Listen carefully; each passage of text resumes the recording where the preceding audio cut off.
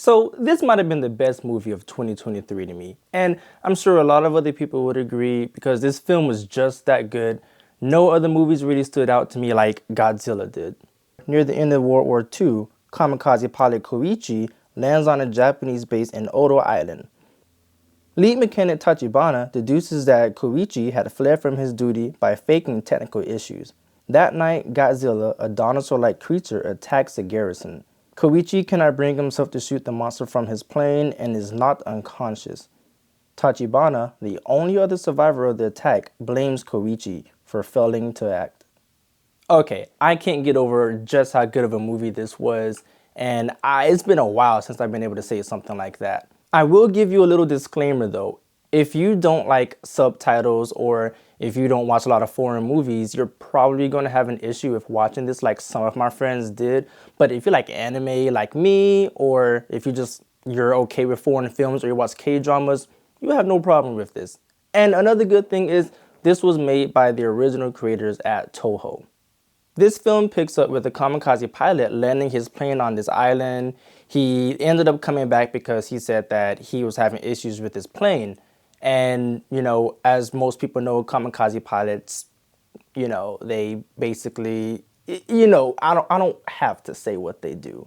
But he landed on the island and the lead mechanic is going through everything and he realizes that there was nothing wrong with his plane. So he goes to question him and, of course, they exchange words and things and they just walk off. So the lead mechanic is onto him. The guy was too scared to do what he was supposed to do, so he lied about his issues with his plane. That same night, Godzilla ends up showing up on the island and he begins his attack. And, you have this pilot. He's the only one who's trained to attack other people. The other people are just mechanics, so they're not really trained to deal with issues like this. Like, no one's trained to deal with issues about, fighting a monster. But he's the only fighter, basically. So they ask him to get in his plane and start shooting at Godzilla, but he's scared. His hands are shaking and everything. He doesn't know what to do. So he freezes up and Godzilla wipes out the entire island. He just goes crazy on everybody there. And the only one who was left alive was, Kōichi and the lead mechanic. And while this is going on, Godzilla's being a menace. He's going crazy. This is probably the best he's ever looked in a long time. And he was small too. He wasn't even full size. He was maybe like a baby at the time. And he was still big, but he just looked great. With the amount of damage that he did at being small, you can only imagine what he'd do when he gets older. So it was really cool to see him at an early age, so that way you could see what his power level was at that time. So after the attack, your main character ends up going back home. He's expecting to just forget about everything. He doesn't really tell anybody what happened, which I'm still questioning. If I saw some giant monster, would I go and tell anyone that I know or any strangers hey, we were attacked by, a giant monster? Would anybody even believe me is my question.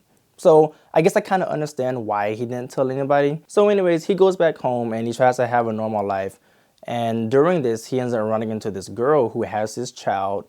It's not her child, but he agrees to take her in and then take care of her and take care of the child. And they both end up living with each other. They're not dating, but anyone who watches movies knows where this is going. So he ends up doing that with her for a while, and then years are passing by and things are just looking good for him. Now, I know what you're thinking, because I was thinking the exact same thing. You came to watch a movie about Godzilla. You didn't come to watch a movie about the humans, because one thing that Legendary Pictures has been doing is they've been ruining all of the experiences with Godzilla. They focus way too much on the characters and they don't really give you that much of Godzilla.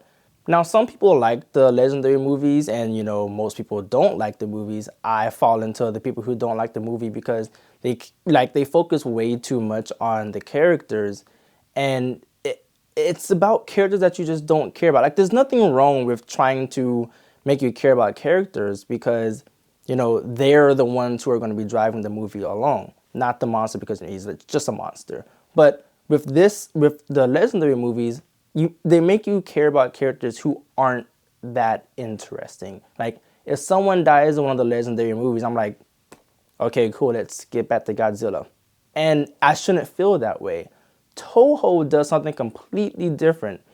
They also focus on the characters, but you start to care about them. They're not people who they just throw in just to have more people or more time. No, these people are actually important to tell the story. They make you really care about them. I started to care about the characters within the first 20 minutes of the movie. And that's hard to do with a monster movie because, like I said, I'm here to watch a monster movie. I'm here to watch Godzilla wreak havoc. Like, I just want to see him destroying things, which he does. But the characters really help tell the story. And like I said, I really enjoyed everything about this movie.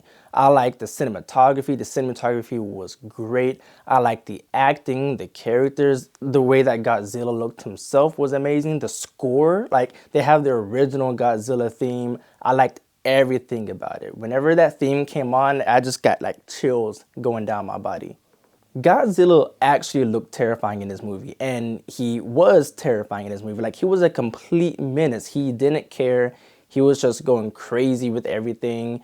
Not like how, Legendaries where he's like this good guy. He's trying to help people out. No, Godzilla had no care in the world. So I really like that. It's the same with like Shin Godzilla, and that's a whole nother story because Shin Godzilla, that's a beast. That's a beast right there.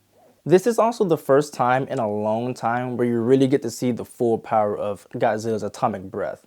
Like, when the spikes start sticking into his spine and it's like giving you that nice buildup of the blue coming up with the spikes and everything, and then like jams right into his back and he lets go. Wow. The entire theater was quiet. The sound design in this movie was really good too because that really added to the effect. And it just looked great. Like, it looked really powerful. Godzilla looks really strong in this movie. Another cool thing about this is this movie was made on a very low budget of $15 million. And it's like, okay, I know like $15 million sounds like a lot, but for a movie, it's really not that much. And it doesn't really show that it was only made for $15 million. Now, I'm not going to be one of the people who are like, oh, it's $15 million. This movie looks fantastic. There was nothing wrong with it. No, there were some moments where I did really start to see the low budget, but it wasn't to the point where it distracted me or it was annoying. You have to really look for it. And, with my film background, of course, there were some things that I was looking for while I was watching the movie, but that wasn't until like my second or third watch of this because I saw the movie like 4 times now. I'm probably going to see it another time. Toho really did prove that you don't need a big budget to make a successful movie. All you need to do is have great storytelling. If you can pull that off, you're good. It doesn't matter how much, even if you made the film for free, if you have great storytelling like they did, it could be successful. All in all, I really did enjoy this movie. I saw it 4 times, or was it 5 times? I don't know. But anyways, if you can, please go see this movie if it's still in theaters. I believe it's still in theaters. If not, I guess just wait for it to come on streaming or for you to buy a physical copy of it. But please do not skip this movie. Don't let the fact that you have to read subtitles to watch this movie stop you from watching it. It's just that good of a movie. Everyone's talking about it. Lots of people are talking about how great of a movie it is. Well, guys, I hope you enjoyed this review. Don't forget to like and subscribe to the channel. If you want to see more, don't forget to hit that notification bell. And also, check out some of my other videos. I have some other reviews out. I did Five Nights at Freddy's, and I also did The Mean One, which is a really bad movie. But if you really want to know how it is, you can just watch the review of it. But, I hope to see you guys in the next one.